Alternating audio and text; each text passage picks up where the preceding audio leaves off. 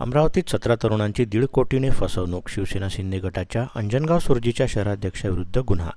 Railway विभागात नोकरी लावून देण्याचे दिले होते आमिष. रेल्वे विभागात नोकरी लावून देतो असे आमिष देऊन तब्बल 17 तरुणांकडून 1,56,00,000 रुपये हडपल्याचा धक्कादायक प्रकार अमरावतीच्या अंजनगाव सुरजी येथे उघडकीस आला आहे. या प्रकरणात तरुणांच्या तक्रारीवरून अमरावती ग्रामीण पोलिसांनी शिवसेना शिंदे गटाच्या शहराध्यक्षासह 4 जणांविरुद्ध फसवणुकीचे गुन्हे दाखल केल्याने चांगलीच खळबळ उडाली. शिवसेना शिंदे गटाच्या शहराध्यक्ष योगेश उर्फ मुन्ना इसोकार, श्रीकांत फुलसावंदे, विलास जाधव आणि मॉन्टी उर्फ मेघराज सिंह चव्हाण ठाकूर अशी गुन्हा दाखल झालेल्या आरोपींची नावं आहेत.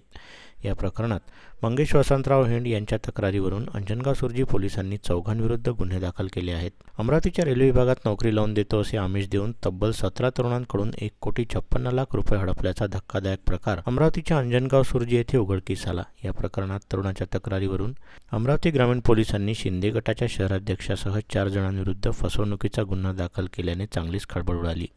या घटनेसंदर्भात अंजनगाव पोलीस पुढील तपास करत आहेत. क्राईम रिपोर्ट, मंडल न्यूज, अंजनगाव.